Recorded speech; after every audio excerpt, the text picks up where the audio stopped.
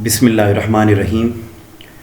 Dear students, pre first year की classes का आज हमारा पहला लेक्चर उर्दू सब्जेक्ट का, और आज के इस पहले लेक्चर में हम बुनियादी तौर पर जिस बात को समझने की कोशिश करेंगे वो ये है कि उर्दू का पेपर पैटर्न क्या है, हमने आने वाले सेशन में कौन कौन सी बातें पढ़नी हैं, उर्दू का पेपर किस तरीके से आता है, किस तरीके से सवालात हमें तैयार करना होंगे और किस किस चीज़ की क्या क्या अहमियत है और कितने कितने मार्क्स के क्वेश्चन आएंगे।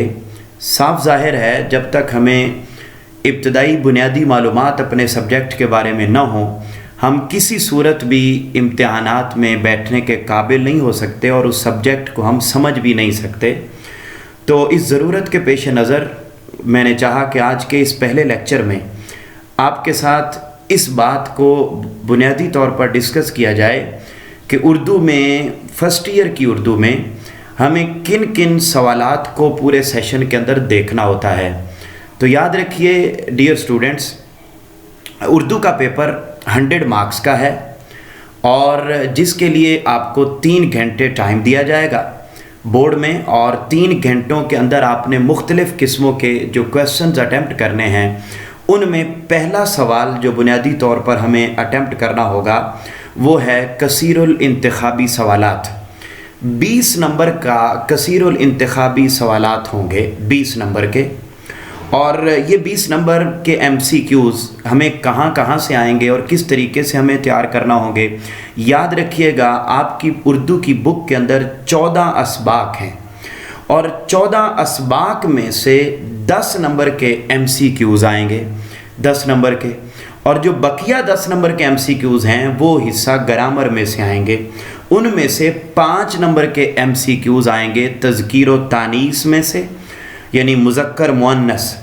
वो आगे फिर इस पर हम जब लेक्चर देंगे तो हम आपको इसकी डिटेल बताएंगे, मगर आज मैं आपको ब्रीफली सिर्फ ये बताना चाहता हूँ कि उर्दू का पेपर पैटर्न क्या है, किस किस तरीके के क्वेश्चन इसमें आते हैं और हमें कितना लिखना होता है, उसकी क्या वेटेज है। तो ये मैं शॉर्टली आपके सामने रखना चाहता हूँ। तो मैंने ये बताया कि सबसे पहले MCQs 20 नंबर के आएंगे और 20 नंबर के MCQs में 10 नंबर के MCQs आपको हिस्सा नसर में से आएंगे और 5 नंबर के MCQs तज़कीर व तानीस पर मुश्तमिल होंगे और 5 नंबर के MCQs शेरी और अदबी इस्तिलाहात में से आएंगे।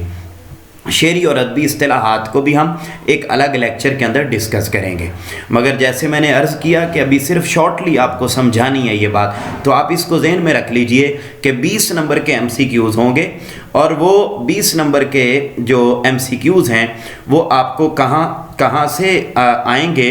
मैंने अर्ज़ किया कि पहला जो है वो 10 नंबर के MCQs आपको हिस्सा नसर में से, 5 नंबर के MCQs आपको आएंगे तज़कीर व तानीस में से और 5 नंबर के MCQs शेरी और अदबी इस्तिलाहात में से आएंगे। यूँ टोटल 20 नंबर के MCQs। ये सवाल नंबर 1 है। इसके बाद होगा सवाल नंबर 2।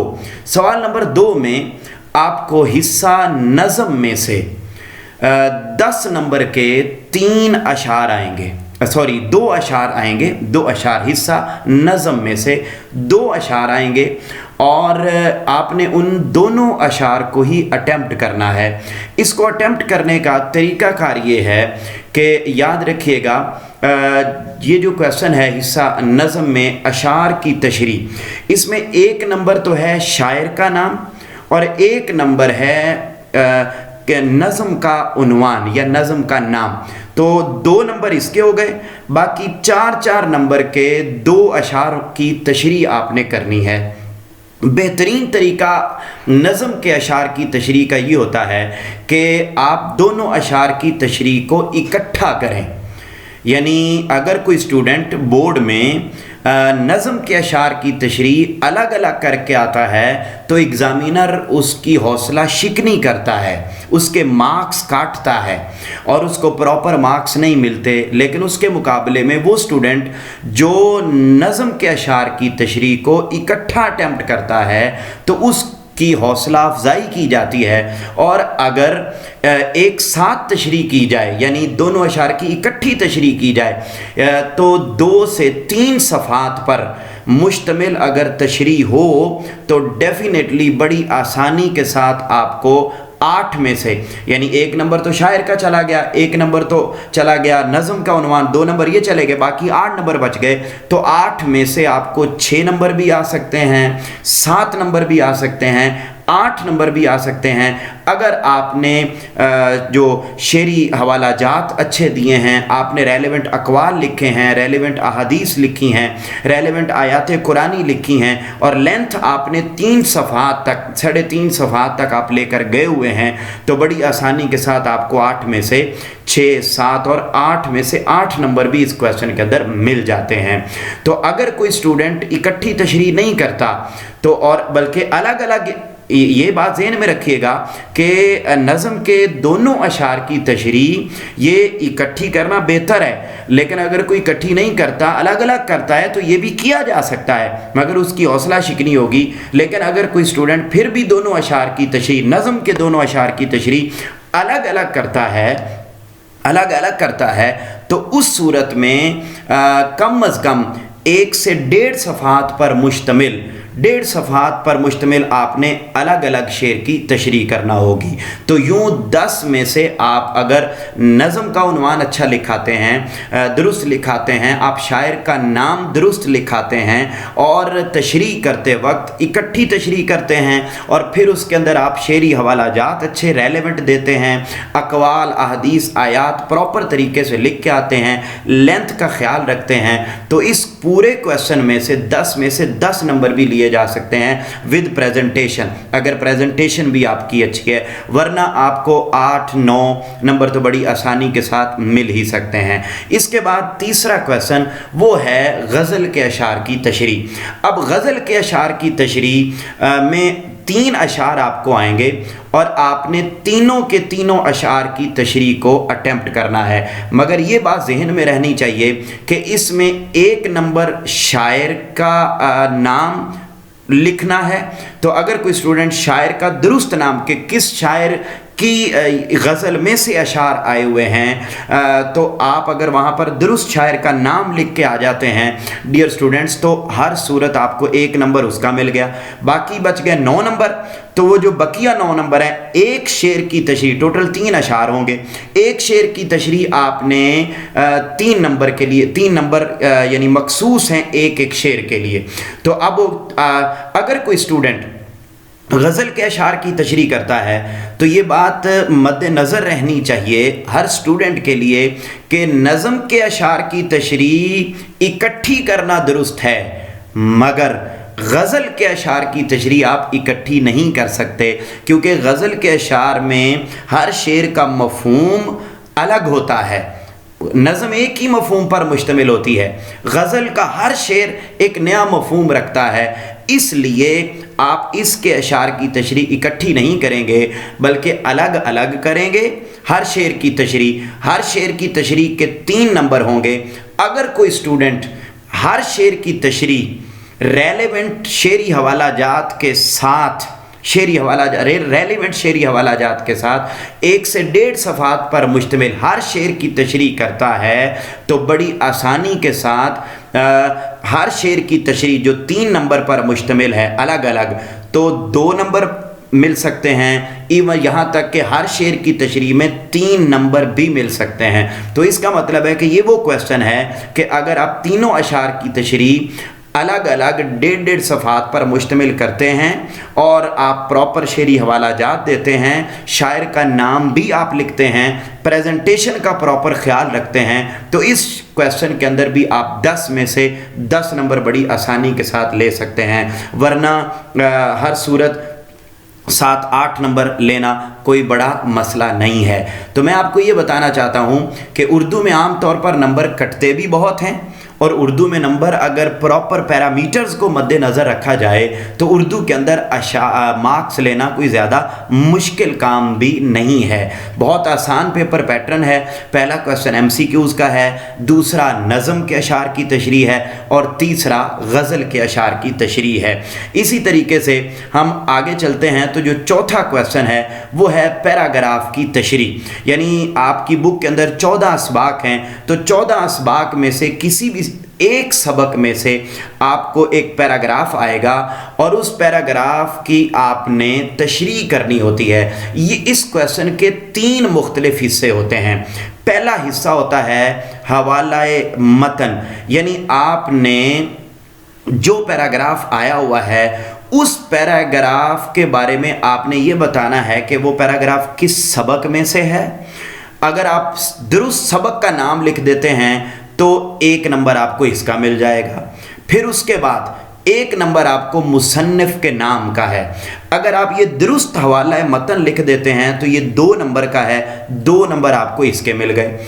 फिर इसके बाद आपने इस क्वेश्चन का जो दूसरा हिस्सा होता है वो होता है सियाक़ो सबाक, यानी आपने ये बात बतानी होती है कि ये जो पैराग्राफ आपको क्वेश्चन में आया हुआ है वो पैराग्राफ उस पैराग्राफ से पहले बुक के अंदर क्या बात लिखी हुई है और उस पैराग्राफ के बाद उस बुक के अंदर क्या लिखा हुआ है।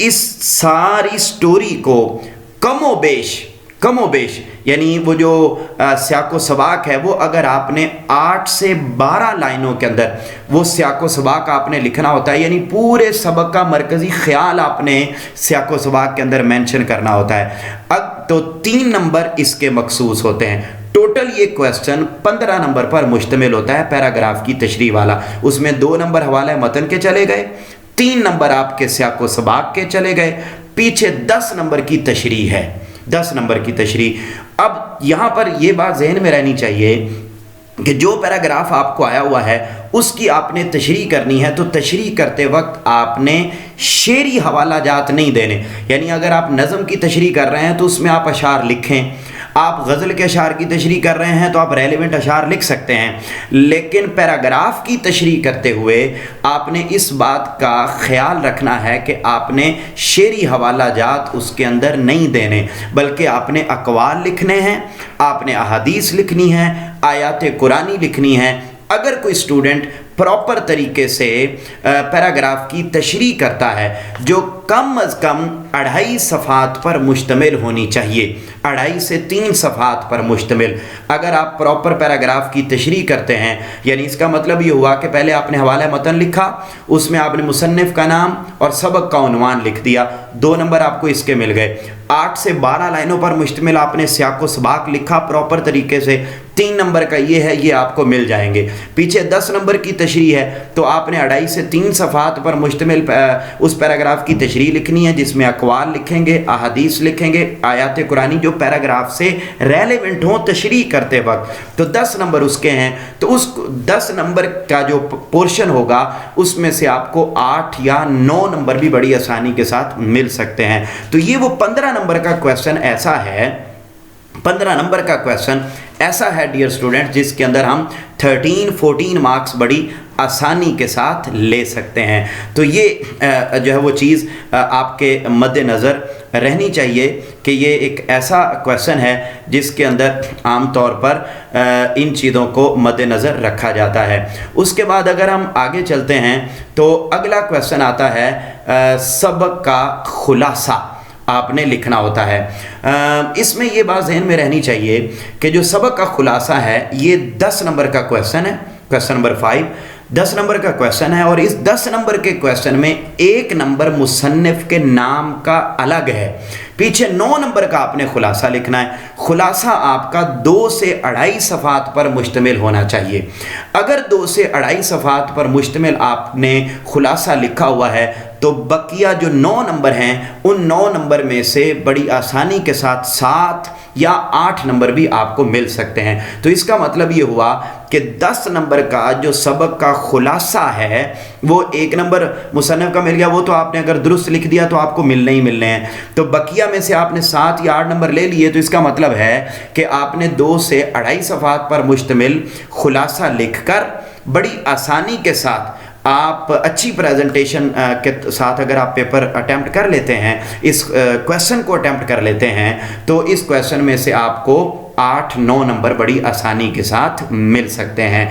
इसके बाद अगला क्वेश्चन है वो डियर स्टूडेंट्स, वो है नज़म का खुलासा। ये क्वेश्चन नंबर 6 होगा, नज़म का खुलासा।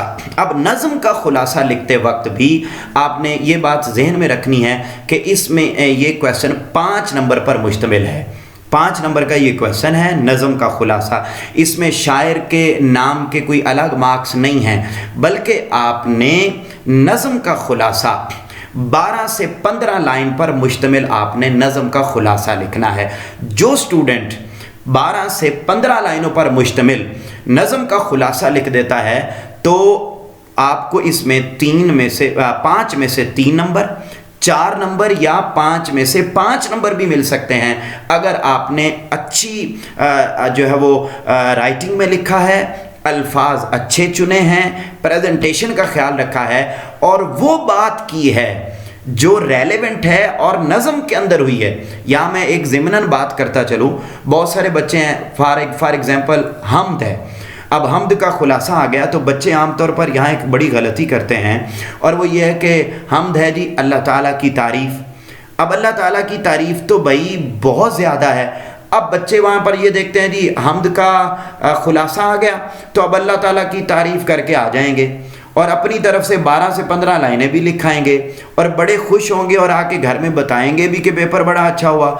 लेकिन भाई उसने, इस बात में तो कोई शक नहीं कि अल्लाह की तो तारीफ़ बहुत है, मगर आपको अल्लाह की उस तारीफ़ के मार्क्स मिलेंगे जो बुक में लिखे हुए हैं। तो नज़म का खुलासा लिखते वक्त नात है। अब नात रसूल पाक सल्लल्लाहु अलैहि वसल्लम की तारीफ़ तो बेपनाह है, आप जितनी मर्जी करके आ जाएं, लेकिन आपको उस तारीफ़ के और उन बातों के मार्क्स मिलेंगे जो माहिरुल कादरी ने बुक की नात में लिखी हैं। तो इस बात को आपने, इसी तरह नौजवानों से खिताब है। अब नौजवानों से अल्लामा इकबाल ने बेशुमार जगहों पर नौजवानों से खिताब किया, नौजवानों को मोटिवेट किया, उन्हें शऊर दिया, आगाही दी। तो आप जनरल बातें लिख के आ जाएंगे तो आपको मार्क्स नहीं मिलेंगे।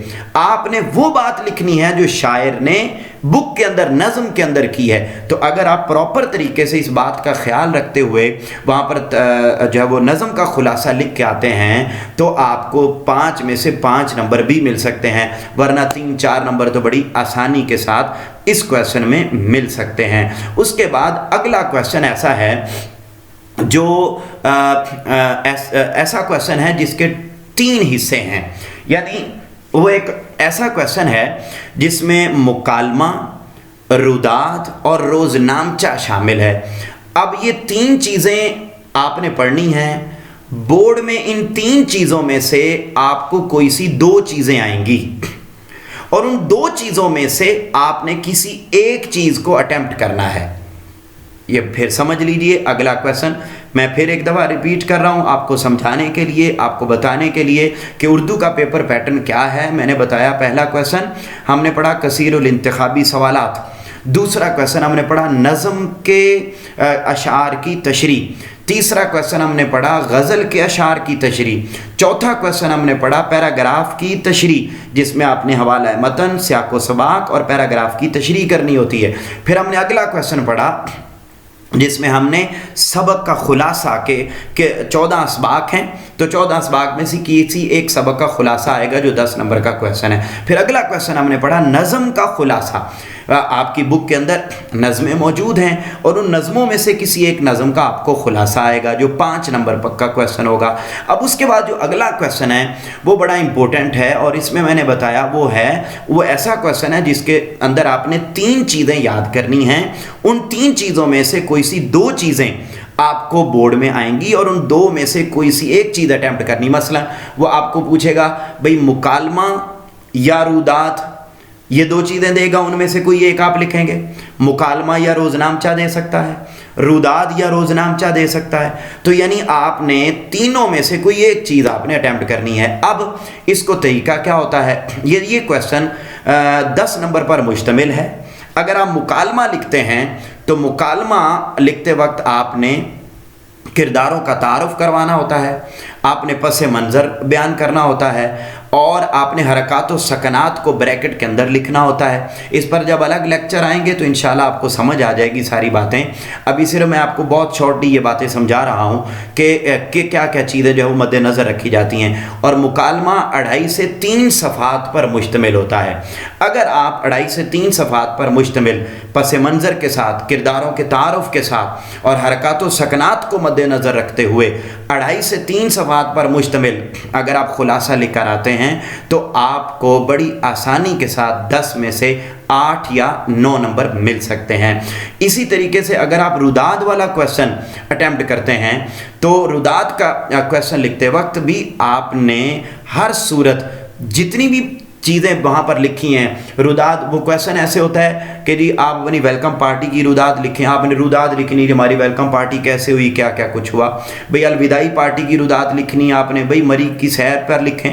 भाई आपके कॉलेज में स्पोर्ट फेस्टिवल हुआ उसकी रुदाद लिखें। यानी आपने एक काम हुआ है तो आपने उसकी स्टोरी लिखनी है कि जी हमारे कॉलेज में कल्चरल फेस्टिवल हुआ है।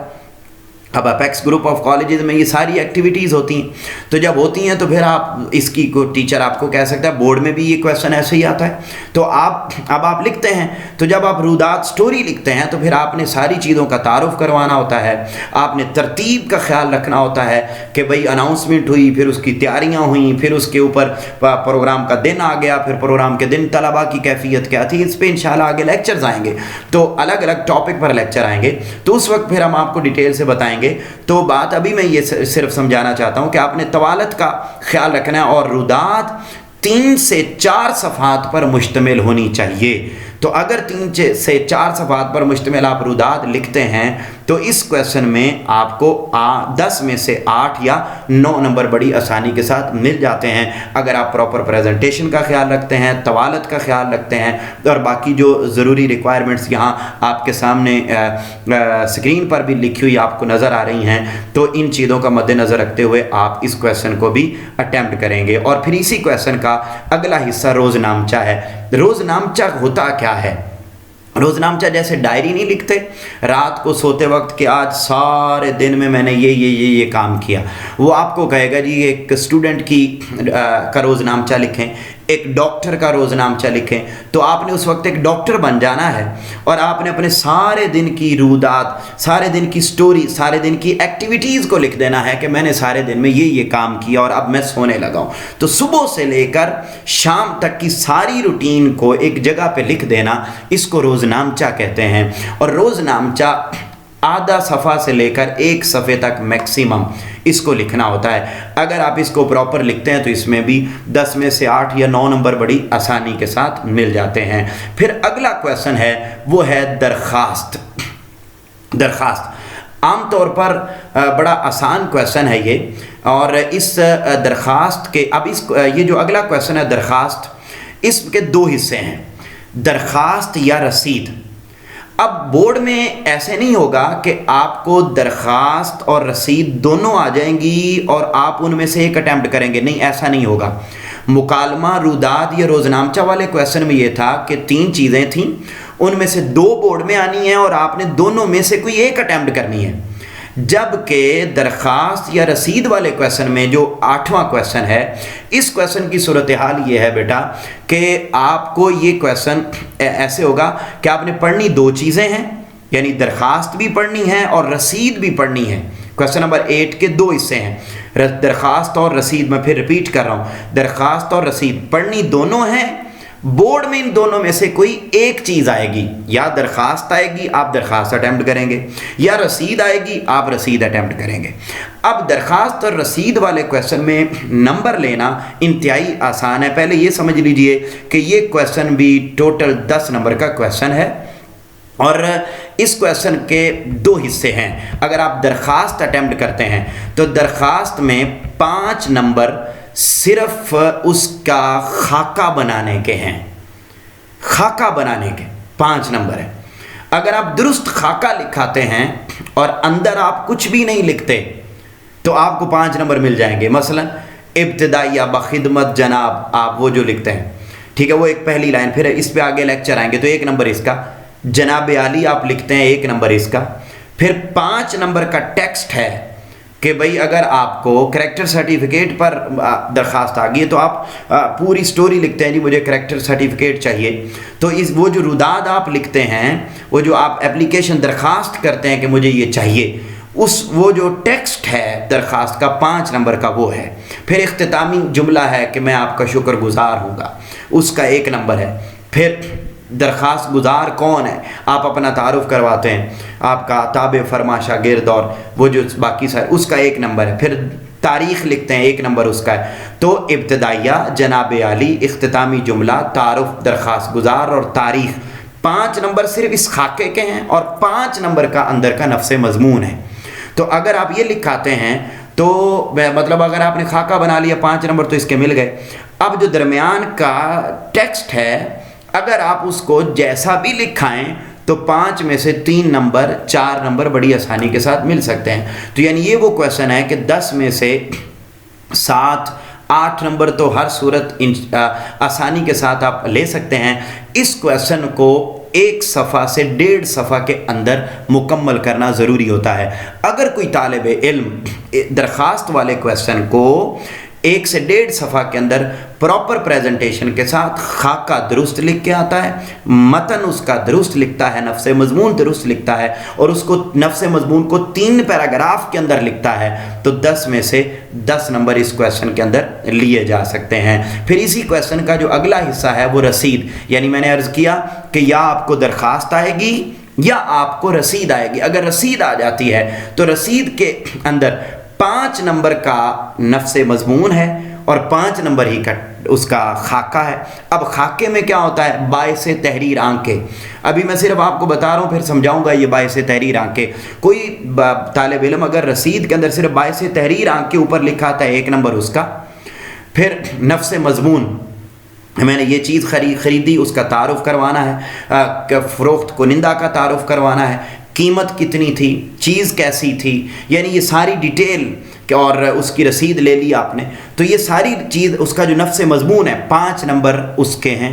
फिर गवाह शुद्ध लिखना होता है, 1 मरतबा गवाह शुद्ध लिखा, इसका 1 नंबर। फिर लेफ़्ट साइड पे, पहले राइट साइड पे लिखा, फिर लेफ़्ट साइड पे गवाह शुद्ध लिखा, 1 नंबर उसका। दरमियान में अल अब्द लिखा और तारीख़ लिखी, तो इसके 5 नंबर हैं।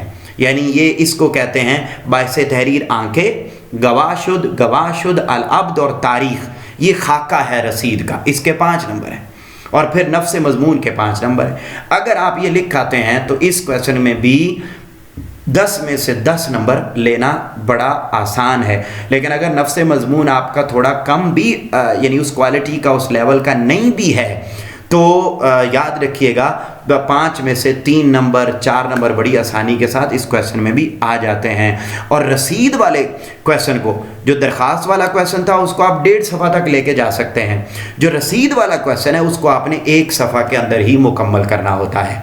और 9वां क्वेश्चन, जो आखिरी क्वेश्चन है उर्दू का, उसके अंदर आपको एक पैराग्राफ आएगा और उस पैराग्राफ को की आपने तलखीस करनी है। यानी फॉर एग्ज़ाम्पल 100 अल्फाज पर मुश्तमिल एक पैराग्राफ आया हुआ है, तो तलखीस ये होती है कि आपने उन 100 अल्फाज पर मुश्तमिल पैराग्राफ की सारी बात को 33 वर्ड्स के अंदर कन्वर्ट करना होता है। तो इसको कहते हैं तलखीस, यानी बात भी पूरी करनी है और उसको करना भी छोटा है। यानी बात का बतंगड़ नहीं बनाना, बात को डिटेल में नहीं लेके जाना, बल्कि बात को छोटा करना है। तो छोटा कितना करना है, 1/3। यानी मैंने अर्ज़ किया कि 100 अल्फाज पर मुश्तमिल है तो उसको 33 अल्फाज में लेकर आना है। तो ये क्वेश्चन भी 10 नंबर पर मुश्तमिल है। इसमें 8 नंबर की तलखीस है और 2 नंबर उस पैराग्राफ का आपने एक मुनासिब उन्वान लिखना होता है, सजेस्ट करना होता है कि जी इसका ये मुनासिब उन्वान बनता है इस पैराग्राफ का। इस पैराग्राफ के अंदर ये एक ज़रूरी जो है वो बात की गई है। तो लाइक उस पैराग्राफ के अंदर अगर वक्त की बात है तो आप उससे रेलेवेंट कोई एक उन्वान बना देंगे। जुर्रत और बहादुरी से मुतल्लक उस पैराग्राफ के अंदर बात हुई है तो आप उसका एक स्पेसिफिक उन्वान लिख देंगे। तो उस उन्वान लिखने के भी 2 हिस्से होते हैं। एक होता है, एक हेडिंग होती है मौजू उन्वान, आप अपनी तरफ से कहते हैं कि इसका प्रॉपर उन्वान ये बनता है। और फिर एक हेडिंग उसके बाद बनती है उन्वान लिखते वक्त मुतबादल उन्वानात। आपके जहन में उस पैराग्राफ से मुताल्लिक उस एक प्रॉपर उन्वान के अलावा भी अगर कोई जो है वो जहन में आती है बात के लिए इसका इस पैराग्राफ का ये उन्वान भी हो सकता है, ये भी हो सकता है, तो आप वो भी लिख सकते हैं। आप 2 मुतबादल उन्वान भी लिख सकते हैं। तो टोटल आपने 3 उन्वान लिखे, एक मौजू उन्वान, 2 मुतबादल उन्वान। अगर आपने लिख दिए और इन तीनों उन्वानात में से कोई एक उन्वान भी अगर एग्जामिनर को लगा कि ये पैराग्राफ से रेलेवेंट है तो आपको 2 में से 2 नंबर मिल जाएंगे। बाकी बच गए 8 नंबर। वो देखेगा कि जो स्टूडेंट है इसने सारी बात का 1/3 किया है या नहीं किया। अगर आप प्रॉपर तरीके से कर आते हैं तो आपको 8 में से 6 नंबर, 7 नंबर और 8 नंबर भी बड़ी आसानी के साथ मिल सकते हैं। तो ये वो ऐसा क्वेश्चन है जिसमें 10 में से 10 नंबर इसमें भी ले सकते हैं। तो यानी अब आपने यकीनन ये समझा कि उर्दू एक ऐसा सब्जेक्ट है जिसमें मार्क्स लेना कोई ज़्यादा मुश्किल नहीं है, अगर हम इन सारी ज़रूरियात और इन सारी हिदायत को मद्देनज़र रखते हैं। यानी अगर हम प्रॉपर लेंथ का ख्याल रखते हैं, हमारे जो खाकाजात हैं वो दुरुस्त होते हैं, हमारे अल्फाज की तरसील दुरुस्त होती है, तफसील दुरुस्त होती है, अल्फाज का चुनाव दुरुस्त होता है। और आम तौर पर हम ये समझते हैं कि उर्दू है, बस उर्दू उर्दू उर्दू करते करते ना हम सारा सेशन गुजार देते हैं और हम पढ़ने की तरफ नहीं आते। लेकिन याद रखिएगा कि उर्दू जो है ना वो भी बग़ैर पढ़े नहीं आती। इतना आसान काम नहीं है जो है वो उर्दू को समझना और उर्दू को याद करना, इसे थोड़ा सा वक्त देना पड़ता है। अगर आप लेकिन ये बात तय है कि जो स्टूडेंट थोड़ा सा टाइम अपने सब्जेक्ट को दे देता है ना, और स्पेशली उर्दू को दे देता है, तो उसके लिए 90+ मार्क्स लेना कोई मसला नहीं रह जाता। मैं उम्मीद करूंगा कि आपको आज का पहला हमारा लेक्चर यकीनन समझ में भी आया होगा और जो ज़रूरी बातें इस हवाले से प्रेजेंटेशन के हवाले से मैं करना चाहता था और इसकी डिवीज़न के मामले में मैं करना चाह रहा था कि आपको समझ आ जाए कि उर्दू का पेपर कैसे आता है। 9 सवालात पर मुश्तमिल है। मैं समराइज़ करने जा रहा हूँ। सुन लीजिए, 20 नंबर के MCQs हैं, 10 नंबर के नज़म के अशार की तशरीह है, 10 नंबर के गज़ल के अशार की तशरीह है, 15 नंबर का पैराग्राफ की तशरीह है, 10 नंबर का सबक का खुलासा है, 5 नंबर का नज़म का खुलासा है, 10 नंबर का मुकालमा, रुदाद या रोज़नामचा। इनमें से 3 चीज़ें हैं, 2 बोर्ड में आएंगी, एक आपने अटैम्प्ट करनी है। 10 नंबर का ये क्वेश्चन है और उसके बाद 10 नंबर का दरख्वास्त या रसीद, इन दोनों में से कोई एक चीज़ आएगी, वो आप अटैम्प्ट करेंगे तो उसमें से आपको यानी दोनों में से कोई एक चीज़ अटैम्प्ट करेंगे। 10 नंबर का ये क्वेश्चन है और 10 नंबर का पैराग्राफ की तलखीस आपने करनी है। याद रखिए, जो स्टूडेंट मेहनत करते हैं वही कामयाब होते हैं। और कल से इंशाल्लाह बाकायदा हम अपने पहले क्वेश्चन की तरफ बढ़ेंगे और सबसे पहले हम हिस्सा ग्रामर को लेंगे और हिस्सा ग्रामर में शेरी और अदबी इस्तिलाहात इंशाल्लाह हम कल के लेक्चर में पढ़ेंगे। तब तक अपना ख्याल रखिए और लेक्चर्स को प्रॉपर तरीके से अटेम्प्ट कीजिए, वक्त ज़ाया न कीजिए। और जो भी लेक्चर अपलोड हों जिस टाइम पर आप वेबसाइट पर आकर तमाम लेक्चर्स को अटेंड करें और घर बैठकर अपना भी ख्याल रखिए। और ये जो कोरोना वायरस के दिन हैं, इन दिनों में भी अपने घर वालों का ज़रूर ख्याल रखिए, एहतियाती तदाबीर को भी अपनाइए और बिलखुसूस आपकी नज़र आपके फ्यूचर पर होनी चाहिए। और फ्यूचर एक जज्बे, एक वलवले, एक मिशन के तहत ही गुज़रता है। जो बच्चे अपनी मनाजिल का तयन करते हैं वही मुस्तकबिल में कायदे आज़म, अल्लामा इकबाल और बड़े बड़े हीरोज़ बनते हैं। वरना फिर वक्त यूं ही गुज़रता चला जाता है। वक्त कभी भी किसी का साथी नहीं होता। इस जज्बे के साथ अपना वक्त गुजारिए कि इश्क में जीत के आने के लिए काफ़ी हूँ, मैं निहत्ता ही ज़माने के लिए काफ़ी हूँ, मेरी हक बात को एक ख्वाब समझने वाले, मैं तेरी नींद उड़ाने के लिए काफ़ी हूँ। आपसे मुलाकात होगी इंशाल्लाह कल अगले टॉपिक के साथ। तब तक अपने घर वालों का ख्याल रखिए। अल्लाह हाफ़िज़।